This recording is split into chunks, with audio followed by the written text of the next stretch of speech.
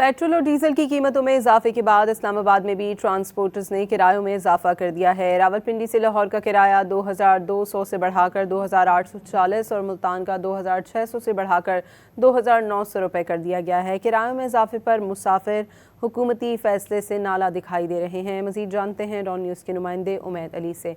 उमैद, बताइएगा, जुड़वा शहरों में भी ट्रांसपोर्ट के किरायों में इजाफा कर दिया गया है। पेट्रोल और डीजल की कीमतों में इजाफे के बाद ट्रांसपोर्टर्स ने भी किरायों में इजाफा कर पिंडी से जो बस मुल्तान की तरफ जाती थी उसका पहले किराया जो है वो 2600 था, वो 2600 से बढ़ के जो है 29 हो गया। इसी तरह जो लाहौर बस जाती थी उसका किराया पहले 2200 था, वो 2200 से बढ़ के 2400 हो गया। मेरे साथ इस वक्त एक मुसाफिर मौजूद है, इनसे जानते हैं कि जो हुकूमत ने तकरीबन सर 200 से 300 रुपये जो है हर शहर में किराया इजाफा किया है, तो इस हवाले से क्या कहेंगे और क्या हुकूमत से अपील करेंगे? देखें जी, ये जो किराया वगैरह में इजाफा हुआ इससे आम जो शहरी है, गरीब तबका, हमारी तरह मजदूर तबका, उनके लिए उनकी ज़िंदगी में मज़ीद मुश्किलात है। अभी ईद आने वाली है और हम लोग जो दिहाड़ी दे आ रहे हैं, हम लोगों के लिए ये सबसे ज़्यादा मुश्किलात का बायस है। तो हुकूमत को इस चीज़ का नोटिस लेना चाहिए।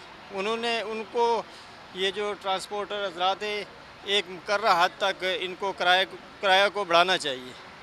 जी, मुसाफिर की बात आपने सुनी। उनका कहना है कि हुकूमत से उनकी जो है अपील है, इल्तमास है कि गरीब आदमी पे जो है वो तरस खाएँ। और गरीब आदमी का जो है वो अब जो है जीना मुश्किल हो गया, क्योंकि ईद भी जो है वो करीब आ गई और ईद के करीब आते ही जो है किराए में इजाफा उनके लिए काफ़ी जो है मुश्किल का सबब बन रहा है। जी उमैद, बहुत शुक्रिया आपका।